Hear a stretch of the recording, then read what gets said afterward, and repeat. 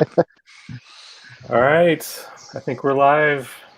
Welcome, guys. Welcome, everyone, to the second episode of the Phantom Zone. Anyone in chat, can you verify that we are live, please? It looks like I have it on my pad. I just got a notification we're live. Yeah, I got the same notification. All right. All right. Well, again, welcome. I am Retro Tigo, aka Jason. I will be your host for this episode. And with me tonight, as always, Tim the Comic Collector, Super Russ, and our special guest for this episode, Surly Tim. How's it going, guys? Doing good. Excited okay. about tonight. Well, all right. So, for those of you who may be joining us for the first time, this is the Phantom Zone. This is the All Superman show. We've all talked over Instagram and things like that in the past, and have shown through our videos that we're pretty much diehard Superman fans. So we started talking, decided to get a live show together, and yeah. So this is the second episode. Yeah. And Surly Tim, he's how long have you been pulling Superman every month, Surly Tim? Every month. I did take a small detour for a while because I wasn't able to get booked, but I've been collecting Superman fairly regular since at least 1982. So, Wow. yeah. That's crazy. Awesome. Long time. Definitely. So and then we got. Oh, go ahead. Sorry, go ahead. Yeah, no. I was going to say, and we got Russ over here, literally with Super in his name. So. Yeah, I started collecting Superman back in '93, and current stuff not so much. Yeah. Yeah, current stuff is a bit rough. Yes. Oh, yeah. I've started and fallen off the current run several times at this point, and I'm currently off. I was off. I know you said to bring current reads. I was off until this week. Part of it was I'm halfway wondering if this was going to be the last week ever to go get new books. Right. So I picked up a couple I normally wouldn't, like this, and I really like this cover. And I picked up the new Flash too. I've started and fallen off. And well, anyway, not just the cover on this, but the A cover shows Young Justice was in this issue, and they were. Yeah, that's right. So it was worth a pickup. It was a cool story. Did anyone else get this or read it? I picked up the newest Flash, but haven't read it yet. I read it. And Tim, I know you get yours monthly. So did you get yours or? No. Last time I picked up books was it's usually I pick up the first Wednesday of the month, unless my friend has to work and we'll pick it up the second. It usually doesn't happen very often, but I've got, I won't be able to pick up my books. So most likely it will till after this thing all blows over. But my dealer's going to be holding them for me and everything anyway, so I'm going to pay them ahead of time. So that. Awesome. Yeah. Well, all right. So I thought we'd structure this one a little bit more than the first one. So, hey, Johnny DC. What's going on? So the first part, before we get into the crux of the episode, I thought we could just kind of show off any sort of new issues that you guys have picked up, either brand new or just in a run. So for instance, since the last episode, I've picked up a few keys. I picked up Action Comics' first appearance of Silver Banshee. Awesome. And then Superman, Man of Steel 17, which is the first cameo of Doomsday, which is like literally the very last page of that issue. And then finally, I went ahead and pulled the trigger on Superboy number 9, first appearance of King Shark. That is awesome. Yeah, which any other day would be a $1 book, but because it's King Shark, it's a $10 book. Which is weird because, like, King Shark ain't doing nothing. I was trying to figure out if I even had a book with him in it, and it was a Teen Titans New 52. They fight the Suicide Squad, and King Shark was there, and I'm like, King Shark was in the Suicide Squad? Yeah, I think it may have been because he showed up on the CW shows. Yeah. Because he was in the Flash, and then Yeah. I think that's when it first spiked a little bit. Yeah, and then wasn't there speculation that he was going to be in the new Suicide Squad movie? I think so. Yeah. You see, I was confused when I saw him on CW. I thought it was the Green Lantern villain. And I can't even remember that guy's name now, but you guys know what I'm talking about? There's like a shark Green Lantern villain. He's like a shark man, looks just like King Shark. Yeah. Yeah. So I didn't even know they were two different people. Yeah, because the other one has kind of a pink kind of character. That pink face. Yeah. Yeah, That the last time he showed up was like at the beginning of Jeff Johns' run, and he just straight up had like a shark head, like looked like a shark. Yeah, I think one of the earliest images of him it was basically his face, kind of like a play on Jaws, and it was like a big maw. Yeah, and that was it. I remember being a kid and going, "Oh my god, I got to read this. It'd be awesome." So. Yeah, I'm sure he came out about the time of Jaws fame too. Yeah, well, I think at that point in time, that issue was. I'm not quite sure. I don't remember exactly what the first appearance was. So. Yeah. Jason, I know watching your videos, you were talking about how close you were coming. Did you manage to finish your run there? I have 4 issues left, and I think 3 of the 4 are keys. So I have Superman. Oh, sorry. Superman number 9, which is like the Joker is on the cover. Yes. Okay. And then I'm trying to think the other 3 keys. One of them is the first appearance of Hank Henshaw as the astronaut, not as Cyborg Superman. And I think that's probably the most I'm looking at. And then the Superman Flash, one of the run issues. Okay. I think that's Adventures of Superman. Yeah, when I finished the Superman run, the last 2 issues I needed was number 9. And the other ones later in the series, it's a tie-in to Emperor Joker. So they were both Joker covers, and that's why you couldn't find them anywhere. Yeah. And I was like, why is Joker and Superman so much? So who wants to... Oh, sorry, go. And then I'm not sure. I can't remember what the 4th... Oh, the 4th one, it's not Man-Bat, but it's some other bat-like villain that makes a first appearance or something like that. It's later in the run. Okay. I didn't think there were that many keys in that short a time. Like, yeah, that's a lot of keys. If they're not keys, they're just randomly expensive. Yeah. That's a story where there was the children underground, and there was a bat that was like, dude was like kind of a vampire or a bat or something. Yeah, it's not that one. I'd have to look to see who it was. Okay. It's funny you guys talking about that. You bring up all those characters in the books you were showing. It was like, oh my god, those have been in my boxes for years. I'm like, oh yeah, well, okay, I got that. Yeah. I'm old. Well, all right. So I guess at this point, let's see who's in the chat so far. Mr. Gretzky 9966, welcome. The Retro Savage, good to see you. And then let's see, Johnny DC.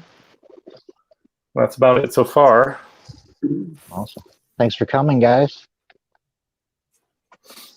So who wants to show something next? Tim and Rush, you got anything? Haven't really got anything new. And like the latest books I've got in from eBay were of a brand that's not DC. Oh. Yeah. For shame.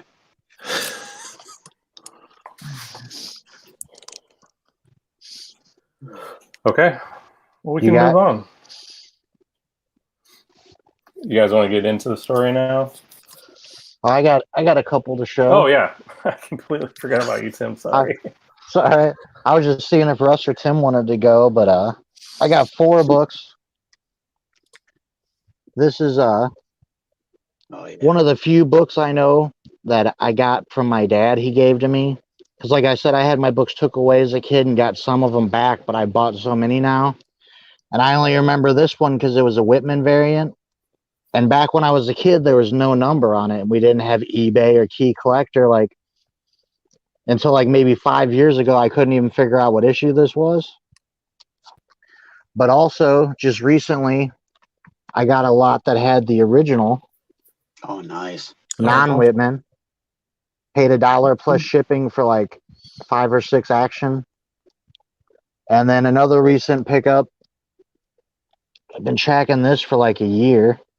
This is 521. This is the first appearance of Vixen. Oh, cool. And then one other thing to show. You can see right here. I got all these out for the video I did today and kept the Superman ones handy. It took me years to find this because I had no concept. I didn't know there were things of Treasury Edition. So, like, I finally ordered it off of eBay or something. And when it showed up, I was so shocked to see a book this big. It was like, no wonder I couldn't find this book in the bins, you know? So that's a super cool book if you haven't checked it out. Yeah. When we were on the last show last weekend, actually, we had mentioned the Muhammad Ali book. Yeah. Oh, nice.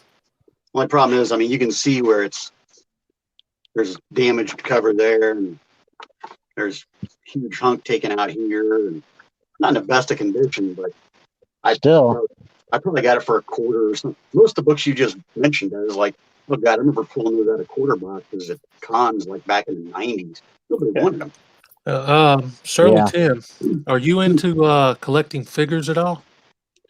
Kind of.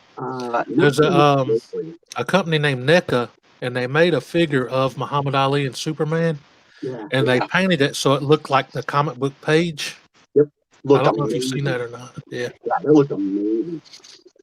The figures are kind of pricey anymore, though, man. That's like, I go to the store and I'm like, okay, that's $20. Wow, $20. So.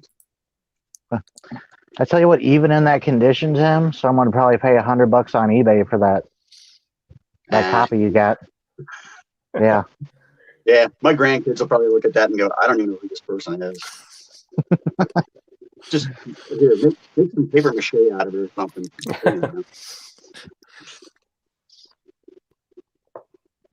Well, all right. So the meat of the episode. I actually have I have the regular edition too, but here's the deluxe edition. Sorry for the glare. Nice. Of Man and Superman, and I think I chose this one for this episode. I got this last fall, I guess when it actually came out in the soft bounded version. And it took me a couple of weeks to read, but after I read it, after I finally sat down to read it, I was like, "Oh man, this is like really good." So ever since then, like I've read it, several times, and so when this show came up, I was like, "Oh, eventually I want to do this Man and Superman book." So thank you guys for indulging. Thank you guys for reading and taking the opportunity to discuss it a little bit. Yeah, when this came out, there's another Superman one-shot with the same title, but there's 2 N's in man.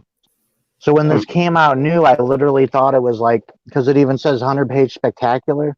Remember when DC reprinted a bunch of stories with that on it? Mm.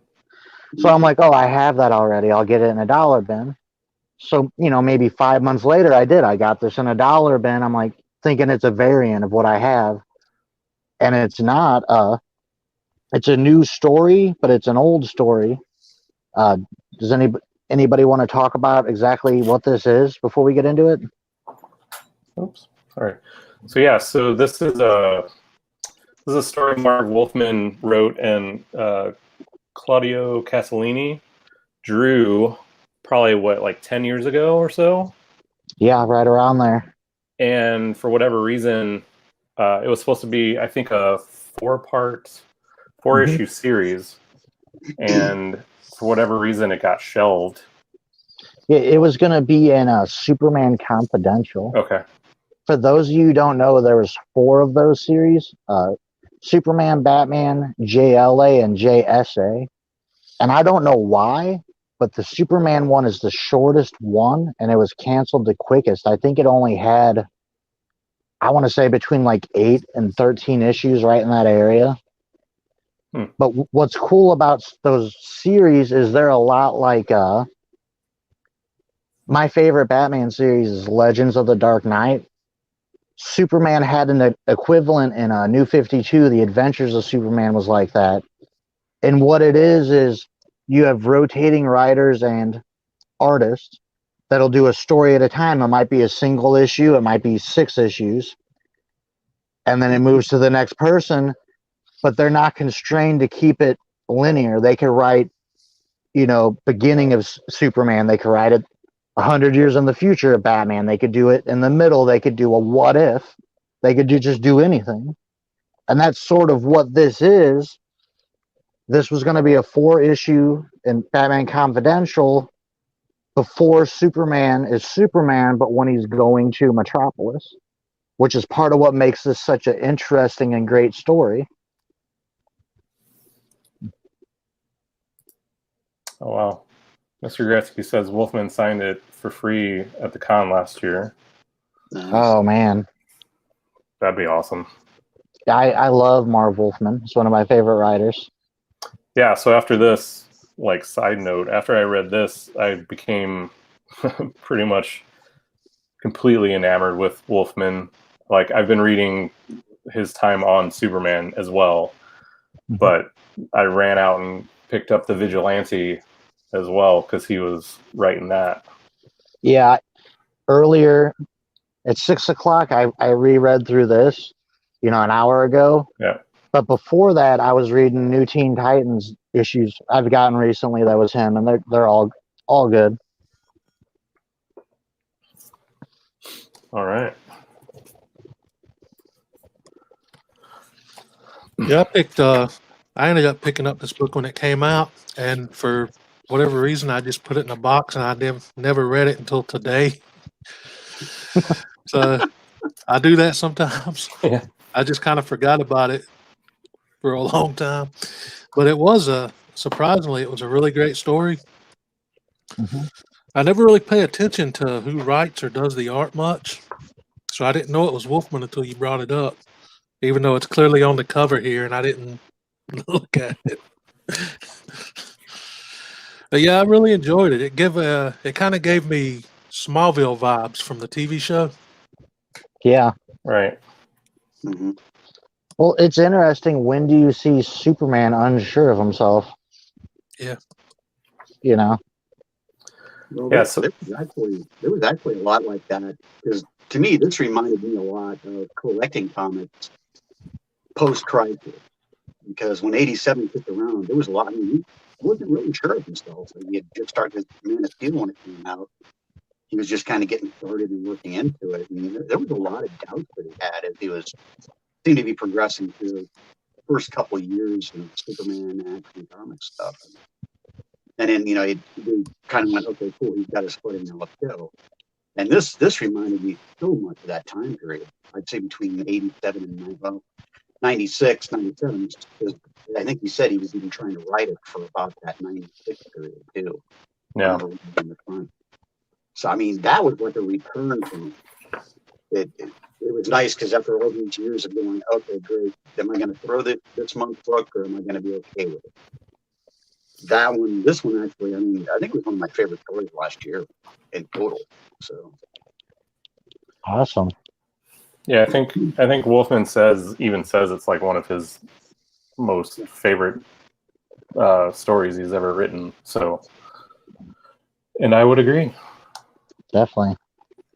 So ultimately, for those who haven't like actually read it, it's a retelling of Superman's origin, right? So it basically starts off with him leaving Kansas, entering Metropolis, and basically establishing himself within the city.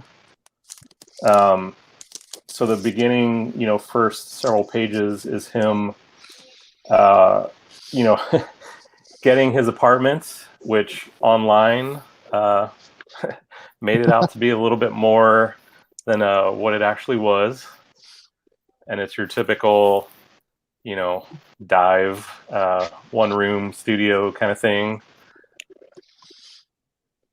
And it shows that, he's carrying the suit, but, he's still not sure, like, if he's kind of worthy enough to begin that part of his life. Because at some point, his dad, it shows a flashback to his dad, basically saying, like, it's going to be a big responsibility. Everything's going to change when he puts that suit on. Yeah. So for the time being, he keeps it in the box, and kind of, yeah, like I said, just kind of starts establishing himself around Metropolis. Yeah, I really like this book. I think, like with any good, even Batman book, you really get a feel for the city. Yeah. You know what I mean? Like, there he goes to an apartment, a bombing happens, and then he's sitting in a diner, and you can read the newspaper articles, and there's Bibbo, serving food to people, and you're hearing people talk about what's going on in the city. And I think DC at its best is when not just what the character's doing, but the city feels alive. Here you are, you're seeing the TV, elections are coming, things are happening in the city. And I just really like that about this book. You feel immersed from the get-go. Right, and he uses X-ray vision to win the card game. Yeah. And get the money back for the guy who lost a bunch of money. Yeah.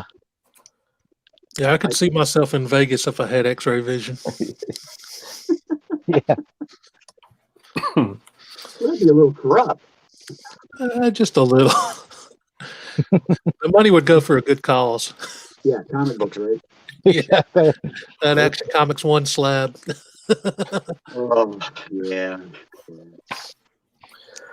So the first part of the first story ends with him essentially trying to, behind the scenes, do some good. But in the process, he sort of like flubs it, gets his fingerprints all over the canister that he was going to help recover.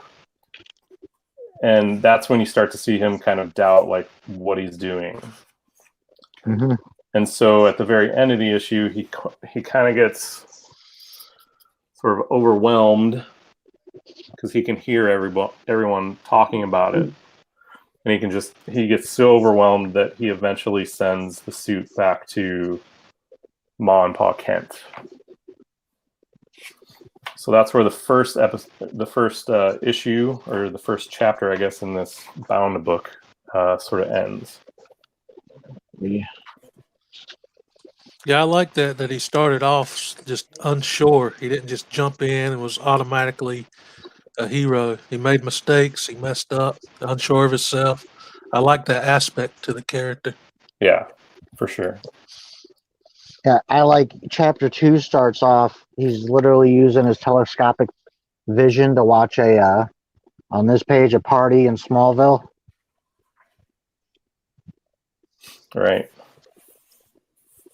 Yeah, this next chapter is really, I think, part of what hooked me on this story.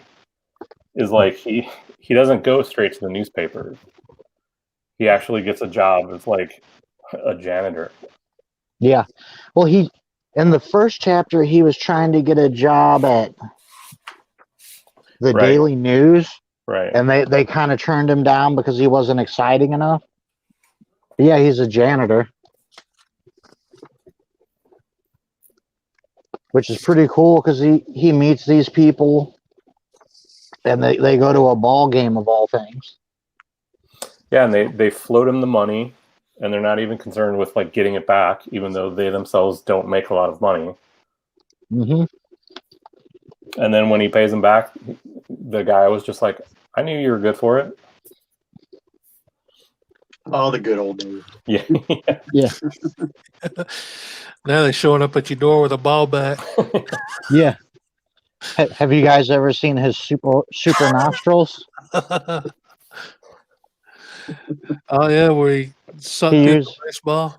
Yeah, he uses his Yeah. super nostrils to Yeah. bring the ball in. Cal was kind of crooked in this issue, man, though. Yeah, He did a Did whole you- lot of watching Lois when she wasn't watching, kind of snuck the ball around. Yeah. A little dishonest, but breaking and entering, and Right. well, yeah.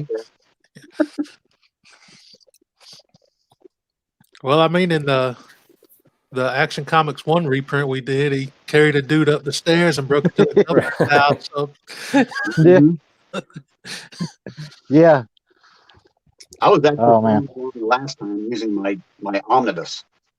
'Cause I Oh, got yeah. one Superman omnibuses, which means it's like 800 pounds, and I'm going, yeah, okay. These are heavy. So does that have a lot of the stuff like right after Action 1, Tim?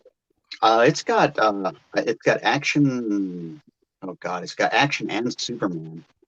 So The Does he stay pretty similar to Action 1 through it? Yeah, well, he was kind of that way all the way up through for quite a few years. There was actually another issue following that he actually took a guy into a war zone, made him serve, and he served Mhm. along with him and everything. And it was, I mean, yeah, he was pretty straightforward. Hey, well, the time period he was picking up for the little guy, so he was a little more heavy-handed because that's how you took care of like.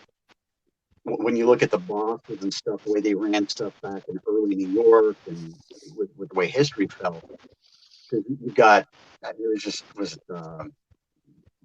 politicians that were just bullying everybody, going through, kicking everybody out of their houses and stuff. That was pretty much what it was all about. So, I mean, yeah, he was pretty heavy-handed on the original book. So, Cool. Makes Did me it want to too. get some of those omnibuses. third one's where they start to get a little high. I think the third one's about $80. When they first came out, I was getting them off of Amazon for, I think I put the first one for $45. And you can't touch it now. I mean, because I think they just put out a brand new printing of it too, and I think it's $65, $75 now easily. It's a little pricey. Okay.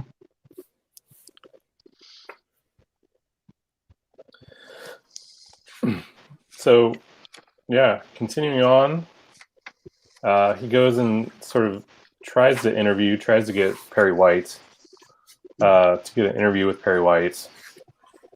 And that's a big no-go. And then so instead of putting on the Superman suit, he goes incognito. He's Corona ready. Yeah. To sort of spy on a meeting with Perry and a bunch of heads of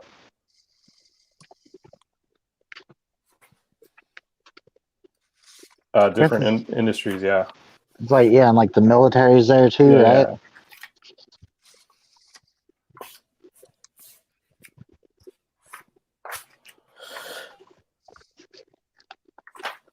So Yeah. Go ahead. So at this point, he's well. What happens is there's a sort of a terrorist threat that comes in, and then we see a rather large explosion that he's kind of at the epicenter of. And I think at this point is when a lot of people start seeing him, and this is where a lot of people sort of either doubt or turn, say helping for good. This is where he kind of establishes himself as a force for good, not as like an alien who's come to attack him, basically. I like that he's just wearing like slacks and a sweater vest as hero costume, and then just continues on as Clark, like wearing the same thing. Yeah.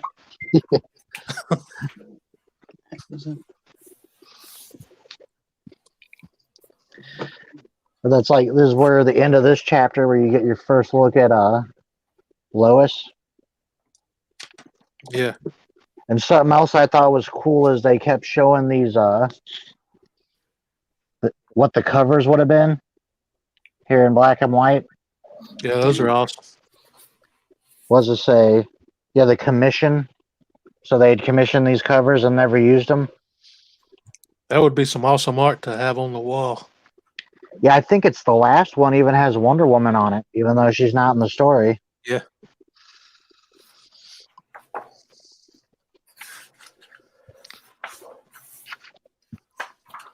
I love how Lois comes into the story.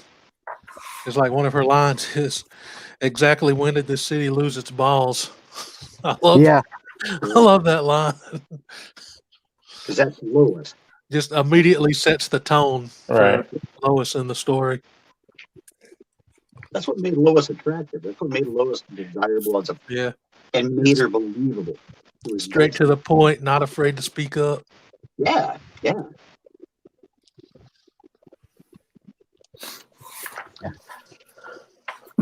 So getting into the. Go ahead. Yeah, go ahead. It started getting that rain that you guys were talking about earlier. Oh, you got to Ohio? It finally showed up. Awesome. Yeah, I think we're supposed to get another round here in a couple hours. So moving on to the third book, or the third chapter, we see a lot more Lois enter in this scene. She's trying to convince Perry that maybe this Superman isn't such a bad guy after all. I love how he's like went from the Corona mask to, I guess, apparently wearing pantyhose on his head now. And then Yeah. the next scene, it's like, can you not think of a better like something to mask your identity than that? Right. Good. You know, it's even more wild when he just becomes Superman. He don't have nothing on his face. Yeah. Yeah. Yeah, and he uses this new whatever like pretty much until he becomes Superman. Like flipping ahead, he's got pantyhose on for like a long time. Yeah. Yeah. Yeah. Well, the glasses are his mask, technically. Yeah. Yeah. Yeah. But you Still do wearing the sweater vest and slacks. You do get a sort of like a Superboy flashback right there. Mm-hmm. Yeah, that was pretty cool. I like the art style in this. Yeah. Oh, yeah. This artwork is like top notch. I absolutely love it. Yeah. To me, it had kind of a Jose Garcia Lopez kind of a feel to it. Yeah. Yeah. It because I've not seen this guy's work anytime before, but it has that Lopez feel to it. And to me, that hit home because, God, that was the 80s all the way through when I was collecting DC Comics Presents and all that. That was his heyday. And amazing work. So I think that really made this one stick to me really pretty good too. So Yeah, I like it because it looks like it could fit in the time period, but then you have scenes where he's using his vision there, and that looks like it's, you know, modern. Am I showing it right? You can see his eyes glowing blue. Yeah. You know, more newish too. It was like a perfect blend of like old and new, in my opinion. yeah. I really like this panel right here where it shows him like half in the janitor costume and half in the Superman costume. Really getting across like how he's torn between the two identities. Mm-hmm. Well, something else to kind of notice there, and that scene in the next, he's walking around without his glasses on. Yeah. Mm-hmm. He didn't plan ahead very good. No. But then we get to see two more. I guess you could say a cameo, and then another character enters. But you get to see him look down and see Jimmy. I think that's all he's in this. And then Lex Luthor enters. I guess he'd been in Europe for a while. Mm-hmm. It's weird. It's been so long since I've seen Luthor not where he is an Apex Luthor. Yeah. That I thought it was a little odd that he was wearing like Joker colors, purple and green. Right. That's his colors though, man. Joker Luthor. Yeah. That's well, his That's colors. what I thought of. I thought of like his big armored suit. I thought of the really bad Jared Leto Joker when I saw that. I'm surprised he didn't say damaged across his forehead. And of course, Superman's watching him across the way in his pantyhose. Yeah. And I'm sure this is like meant to be here. Like, it looks like he has like a growth going on right there. I'm sure it's just a shadow mark of his like cheek. I have a plan. On Halloween, let's all four do a stream together. We'll wear our Superman capes and pantyhose. Yeah. And nobody will know what we're referencing unless they watch this. No. Because I'll be blind. I won't be able to see anything. I won't be able to see anything. Yeah, I'd have to have my glasses over the mask. And it'll steam up though. Yeah. You know how it is. I take these off. I can't even see my laptop, man. You just see like it's a blur. Christmas comes, someone at like Kenner's watching this. We get Creeper Superman. He's just in the beat up slacks and the pantyhose. Greatest cosplay ever. Yeah. Well, the thing that's nice is I can pull off Luthor. I actually dressed up him as years and years and years ago. So you'll be Luthor. I'll be Creeper Superman. Did you have the Who are you two going to be? Hmm? Yeah. Do you have the purple and green suit? Oh God, no. No, not my color. Not my color. I do have one of the ugliest blazers you'll ever see in your entire life, though. It looks like somebody went back in the 70s and cleaned a couch. I'll have to dig it out. Oh God, it's bad.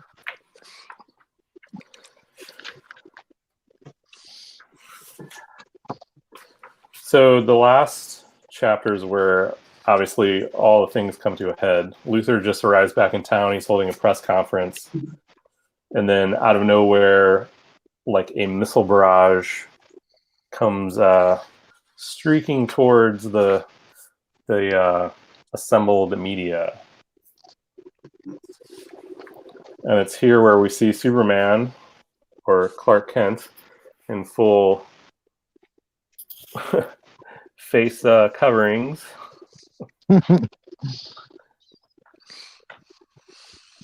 Work his magic.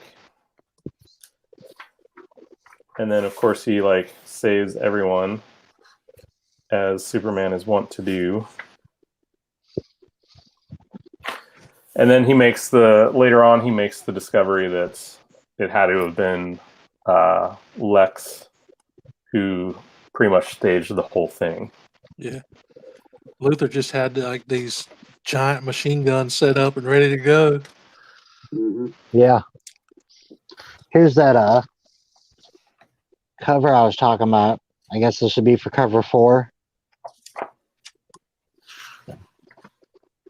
Well, I know there's one in the back too. Is there? So maybe that's issue 3. Yeah, because this one I got for 4. Okay. I mean, it looks nice. Yeah.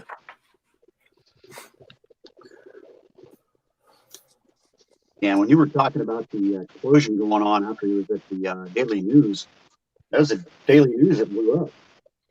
Yeah. So there went his job. Yeah. Darn. First day of the job. Didn't go so well. Didn't even get on the payroll. You're talking about that purple and green. He decorates his office like that. Oh, yeah. Luther. Mm-hmm. All right, so towards the end, he has a sit down with Lois, and basically Lois, I believe, prods him into, or does she get him the interview or set up the interview? He meets her on the street and talks to her, and through that like gets him. What is it? He has to write an article, and he gives her a bunch of tips about Luther, and all that comes true. Right. So at the end, she gives Perry an article. And they like share the byline or something like that. Yeah. There was a line here that I misread at first that almost made it a Black Label book if they had changed that one word. You guys know what I'm talking about? No. No, go ahead. Enlighten us. Where she says, and I promise I'm absolutely going to love beating you out. If they had changed that one word, could have been a Black Label book. But we see here why he quit wearing pantyhose. They got blown up.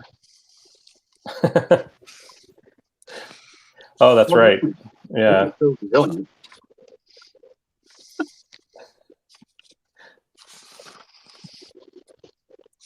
It's interesting how only the pantyhose got blown off his face. Yeah. Synthetic. Yeah, right. So he effectively destroys Lex Luthor's stockpile of missiles, and that basically signals that he's like ready to don the suit. Yeah. Mm-hmm. So he goes, flies back to Smallville, back to his family home, and basically picks up the suit again. This panel right here where Pa Kent is handing him the box with the suit. It took me a minute to realize that was the box. I like looked at that at first. I was like, "Why is he so lumpy, man?" That would be like me in the suit. Oh yeah. It took me a few minutes to realize it was the box he was holding up in front of him, and he wasn't wearing it yet. Mm-hmm. So sort of the one. Man, the art went downhill right there. Yeah. So the last sort of look we get at Superman is that he kind of visits Lex Luthor and puts him on notice.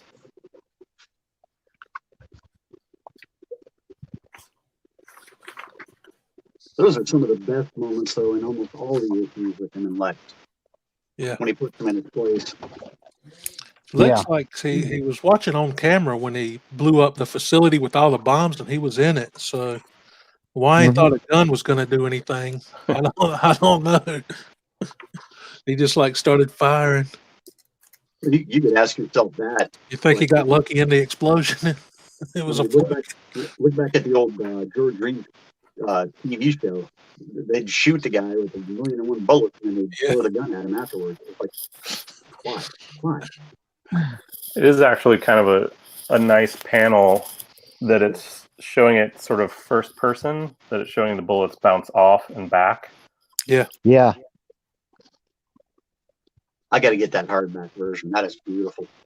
Yeah, so that's effectively the end of the story, and then the last panel, you see him going over Metropolis. So what's cool about the hardback version is that it has Marv Wolfman put his original script. Oh, nice. In here, so you can read all of that, and then basically Claudio Castellini you can't really see it too well, but he put like beginning drawings in here. Like basically he went through the process of blocking it out and then sort of filling in the panels, and then it has some of his like sketch stuff in there. Wow. One And thing then- Go ahead, Russ.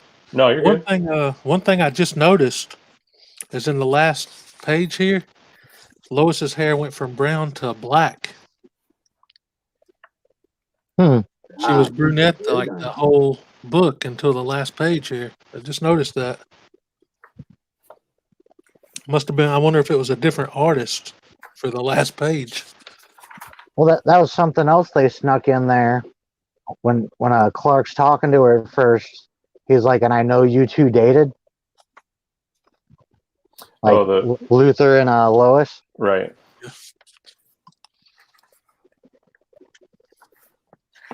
So then the very last thing is actually that in this one, that's where they assemble all the different covers. And they kind of go through the rationale of the reasoning behind the cover that's on the soft back and then the cover that's on the hard back. And then it just kind of shows like the different covers and the different stages. So it's a really great hardcover, and I think it's only $20. I didn't even know that existed. That's super cool. Yeah, I think it just came out like maybe 2 months ago. Okay. Those deluxe editions are real nice. Yeah. I've got a bunch. I've got like a Crisis and a couple other ones, and they've always got all that extra stuff in the back. And it's just, they're beautiful. Yeah, I think I have the first 3 of the Action Comics Rebirth deluxe editions. Yeah, yeah. Are those worth the money? I think it is because it's Dan Jurgens, but yeah. Like I'll throw money at Dan Jurgens. Like okay, sure. Yeah. Hey Tim, did you have anything from that first part that you wanted to show? I was thinking we kind of skipped past you. Oh well, I mean, you had said something about having something. I did have.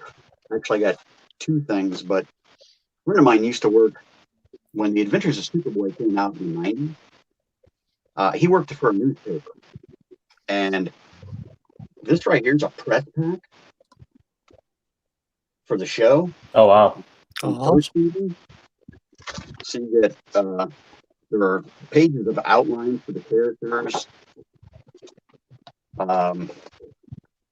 production photos. Like I said, this thing was filled with the capacity with all sorts of stuff. And it was really nice. Right there, you had like notes. If they needed information for the newspaper to produce stories for it, they had all the stuff to go from, so they had all the information they needed. And then the second season one wasn't so impressive. Let's just say they sent 2 photos.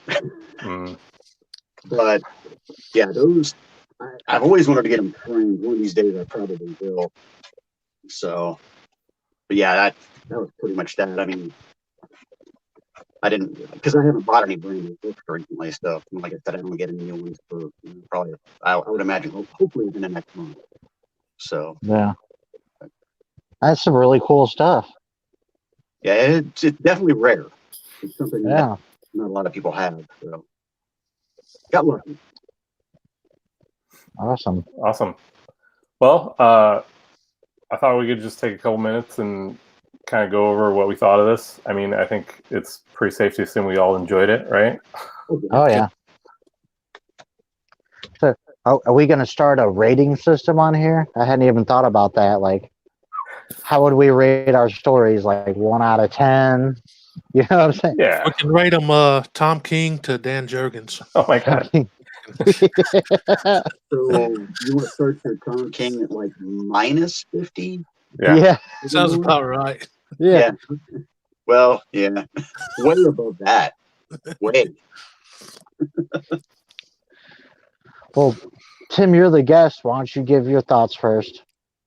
Well, like I was saying earlier, I thought it was amazing with the fact that for me as an old-time reader, That, especially that area between like 87 and about 97, being probably my favorite period of time for the book. It really had that feel to it. So it hit me with the nostalgia button. It's like that. The writing, of course, is phenomenal. And like I said, the art itself, looking a lot like Garcia Lopez's work, I think that made it even more memorable, especially since collecting before then, too. It kind of gave it that little added oomph. And I think it caught the spirit of the character, both, actually, because you got the dual character. Also, like you were saying, with the fact, because Metropolis should always be written as a character. And a lot of times, I think today, especially, I don't think they catch the character that the city it's supposed to be. Right. I mean, when you watch the Tim Burton movie or the Batman movie, especially the first one, that is Metropolis. I mean, that is Gotham. There's no doubting it. And it had so much character to it. This, I think this catches the spirit of Metropolis that I think is missing entirely today. Because the newer stuff, it's gutless. It's got nothing to hold it together. Yeah. They could learn a lot. They need to get Wolfman back, actually, is what they should do. Dude, think about something newer that was a big hit. New 52, The Court of Owls. That wouldn't have worked if Gotham City wasn't a key point of the story. Exactly. But something else, you're talking about that time frame, and I don't know how much you guys know about this, and I'll probably get some of the names wrong, but Superman had a reboot in 87, and there's actually a controversy because Adventures was Superman. They just called it Adventures and kept the same numbering. Action, same thing. And then Superman got a number 1, and I forget who got that number 1, but it kicked the other 2 off. They were promised that Superman number 1, right?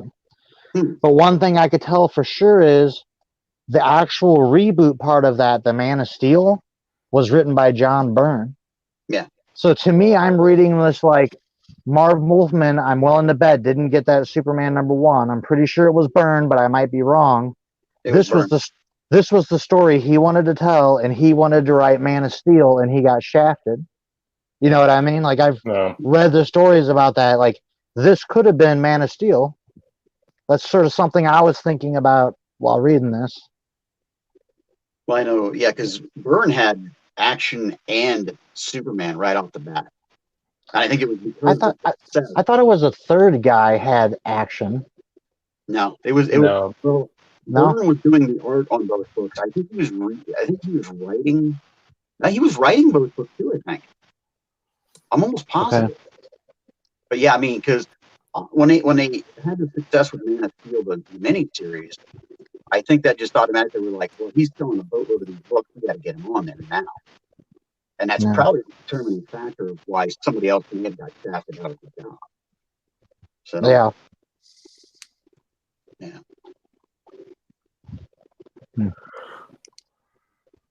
All right, Russ, what do you think? I really love the story. It drew me in right away. Within the first couple pages, I was hooked on it.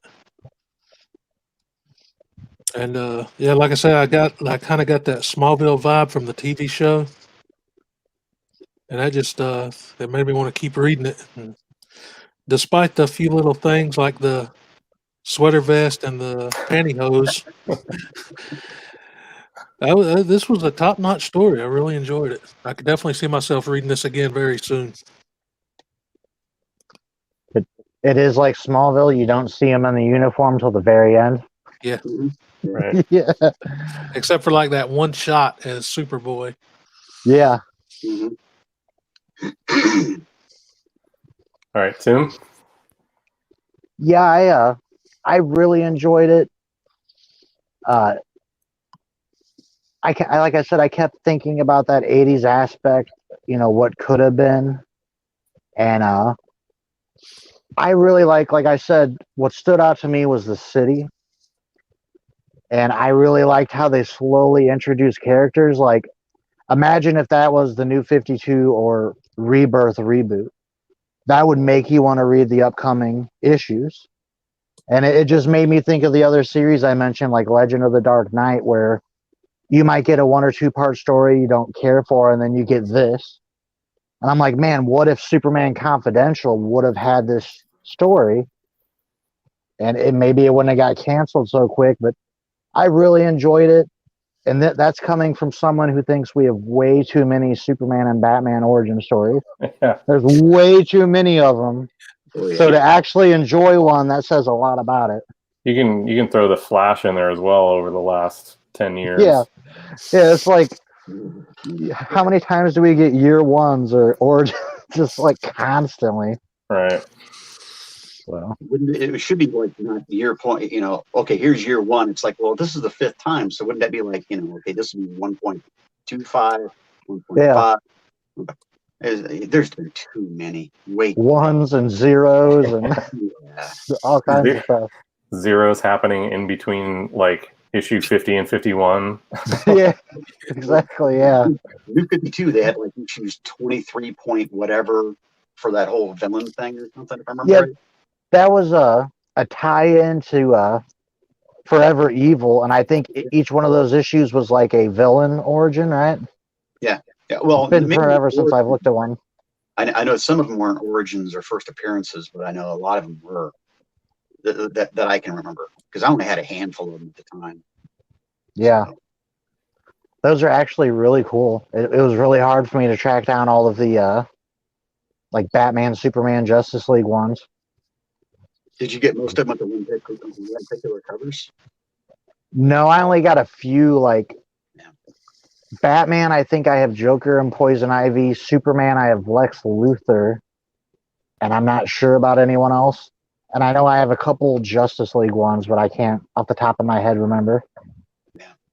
So interesting time. Yeah. All right. Well, I mean, make no mistake, I love this. I think the word I would use to describe it is immersive, right? Mm-hmm. Yeah. So it's like 100 pages, like getting me to read 100 pages without necessarily putting it down is really hard. But as soon as I started reading this, like 100 pages was like nothing, right? Mm-hmm. So yeah, from the artwork to the writing, like I was amazed. I'm not a super big fan of the cover, so I wasn't expecting what I got. Mm-hmm. So overall, yeah, it was just absolutely fantastic for me. I think that's the big thing to say. The 4 of us are huge Superman fans. We've read a ton of Superman comics. How do you put out a new Superman story, much less an origin, just a Superman story that all 4 of us would say we like? Right. You know what I mean? That's an accomplishment. Yeah. I like that they didn't go into Krypton and showing the planet explode and do all that again. I like that they just sort of skipped to him as a teenager. Mm-hmm. Yeah. It's definitely a coming to Metropolis story. Yeah. You guys keep mentioning Smallville. My wife and I are actually watching The Adventures of Lois and Clark. I love that show. Yeah, and that's the vibe I get from it, mainly from the beginning when he's like moving into his apartment.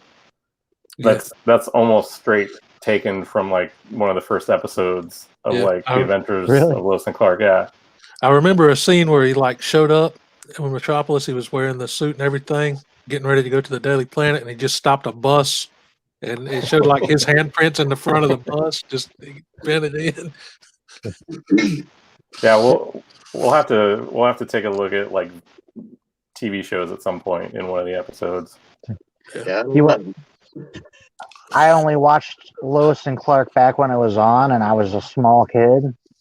So like my memory of Lois and Clark was I hated it because he was barely Superman. Yeah. So I would sit on the floor playing with my figures or reading comics, and when he was Superman, I'd be entertained. And every episode, I'd be mad, like, that's all? Like, that's all the Superman we got? Like, what the heck? Well, I was a teen when it came out, and I was just like enamored with Terry Hatcher then. Well, That's why I started watching the show.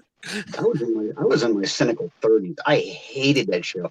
I Really? used to refer to it as Superman 90210. Yeah. I could not stand that show.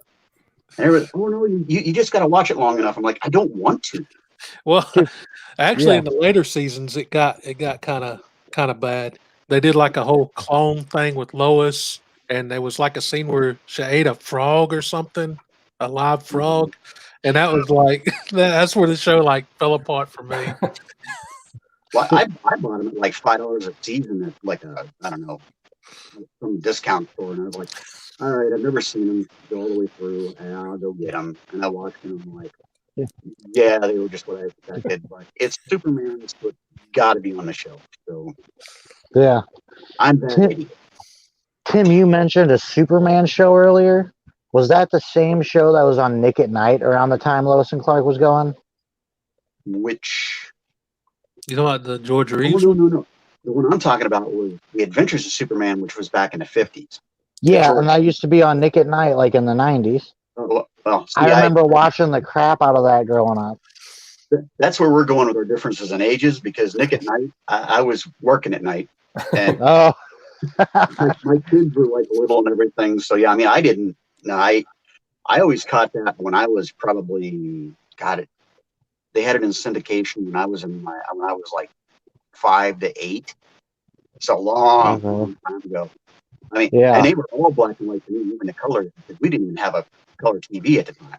All we had was a black and white TV. I didn't know they had such a thing as color TV when I was that small.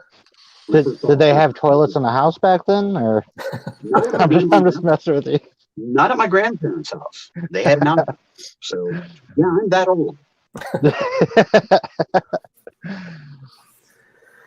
All right, so we've hit an hour mark. The last sort of thing for this episode was I had an idea of just kind of showing. Shirley, Tim, you kind of showed us random things, not necessarily comics, but random things from our collection that we may have, action figures, press kits, things like that. So I can go first. Along with collecting comics and things, I collected sports cards and all that kind of stuff as well. But then I would dip into like the comic cards as well. And I don't know how I kept these for so long. I don't know when or where I got them, but I do have some of the nice. Superman, the movie. Oh, wow. I think I've got the full run of those. Yeah, I believe this is probably just one pack. Yeah. And it's just, stills from the...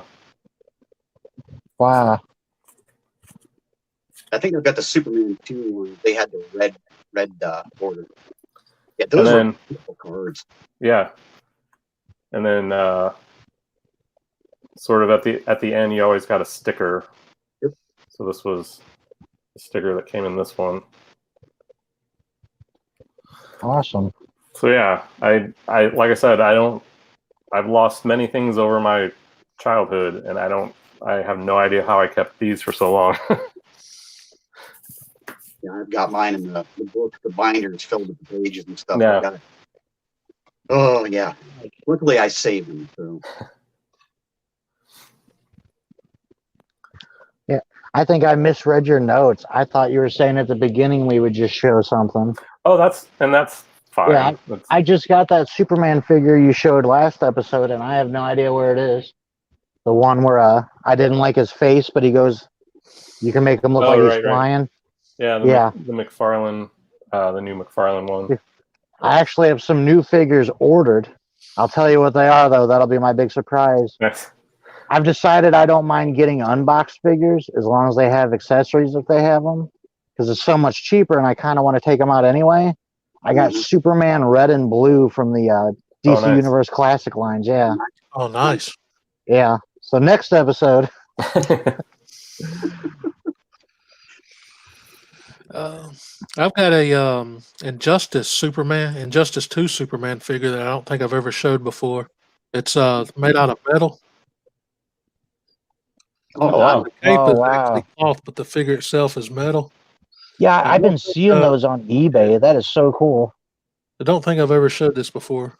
They have a Batman and a Supergirl one out too, but I haven't seen those in stores. That's cool. Yeah, that's awesome. I wonder why it's metal. I don't know. It was part of the DC Multiverse line, I think, Okay. and they Yeah, made it out of metal die cast. yeah.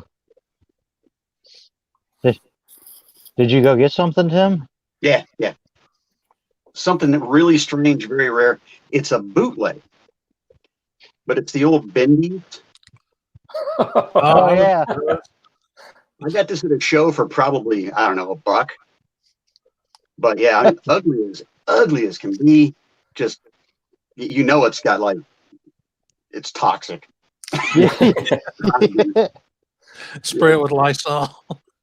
Well, it might deteriorate it. This thing's old. I've had this since I got out of high school. So Awesome. That's awesome. That's awesome. Well, yeah. So I guess that's it for this issue. We can go around real quick and throw out our contacts and socials and all that kind of stuff. Tim, up and next to me. Why don't you go? On YouTube, I am just like you see on the screen, the Comic Collector. On Instagram, I am Tim_the Comic Collector. Coming up at some point on Tony Fett's channel, it was supposed to be tonight, but it's been postponed. The second round of Who Got the Best Books, me versus Lady Fantastic. And tomorrow night, definitely come by. Surly Tim's going to come on again. Fanboys Live in the Retro Review. We're doing 3 more books on the Dark Side War. And a week from tomorrow, our contest ends. And as of right now, we have 3 entries. We have more prizes than we have entries. So definitely, go check out the last Fanboys video on my channel. And the description's all the info you need. You got, a little bit more than 7 days to enter. And just to throw out, it will be on my channel at 8:15 Eastern. So definitely come check us out and enter our contest. Sounds good. Mhm. Surly Tim. okay, for YouTube, it's Surly Tim's Fun Bunker 2.0. On Instagram, it's Surly_Tim, if I remember correctly. I'm not really using the other channels anymore right now because it's too hard to load up to. I do have some stuff to shoot tonight and tomorrow, so hopefully I have some episodes out in the next couple of days.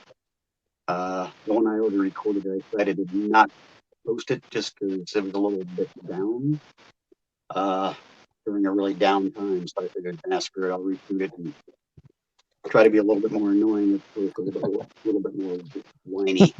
Yeah. But yeah, that's it. Awesome. Russ, what do you got going on? Well, I'm Super Russ 9000 on pretty much all the social medias, Twitter, Instagram, and YouTube. And I've been doing video a day series since the start of February.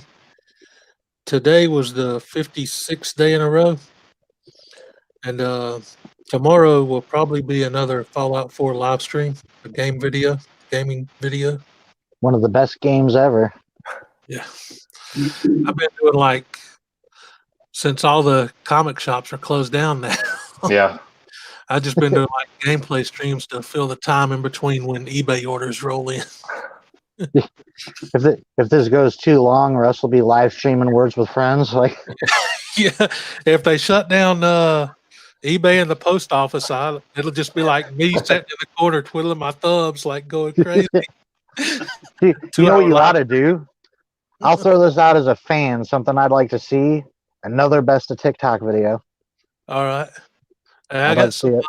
I got some I haven't posted on Instagram yet that I can throw out there. Yeah, because I know my wife enjoys it, and I like hearing them too. So one of them's seeing them, a whatever. little X-rated. Yeah.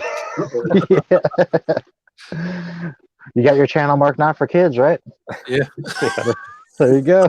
Yeah. All right. Well, I'm Jason Retrotigo. You're on my channel, so hello. I'm on Instagram, Retrotigo as well. I've been doing some haul videos as I try to finish up the Superman run, and the last couple haul videos have been random things, more into the Marvel spectrum, I think. But now I'm switching over to actually taking a look at individual issues out of my collection, and just kind of giving you my thoughts on them, my impressions, all that kind of stuff. So that's primarily what I'm doing on my channel these days. And yeah, It's been good videos. I've enjoyed them. yeah, thank you. It's I haven't been getting any alerts because I didn't even get an alert for this. Yeah. Really? It's something that's Oh, going yeah. on right now. I yeah, don't know what's happening with the YouTube algorithm. It's like all live shows, they don't show up on my subscription box. So yeah. Yeah. Real quick before we go, Jason, you and Russ both mentioned you've been getting Marvel books. Yeah. It's actually the cheapest way to get toilet paper nowadays. I don't know. I've seen a lot. I've been using my Tom King run for that. Yeah. Yeah. I've seen a lot of those 50-cent books you've been getting, so I wouldn't talk. Those are collectibles. That's why I buy previews. I got a stack of about yay tall previews in the other room. I run out of toilet paper. I'm set. It'll hurt. But I'll be set. Awesome. All right, guys. Well, I think we'll end it here. And thanks everyone in the chat. I'll pop this comment up one more time. Johnny DC says, "Hey Tim, I think some company made an Action #1 figure with the green car and all." Oh, cool. I'll have to look that up. And thank you, Johnny. Johnny is a huge supporter of my channel, and I think a lot of channels, but I always appreciate you coming by, Johnny. Tim, you were going to say something? No, I was thinking, I think I remember hearing about that figure. Okay. Yeah. I think it came with diorama too, and like a little stand and everything you get with it. Mm-hmm. A while back, but yeah. Yeah, I think it's an older one. So. Yeah. All right. Well, thanks everybody for tuning in, and to everyone who watches after this one's been put up, thanks for coming by, checking us out, and I don't know, like maybe 3 weeks, 4 weeks, we'll be back with another episode. Yep, depending on the situation. So. Yes, depending on the situation. If we stay locked down, it might be next week. Right. All right. So until then, if post office and internet shuts down, I don't know what any of us are going to do. Yeah. All right. So until then, guys, stay safe, stay out of trouble, and we'll see you then. All right. See you guys. Bye.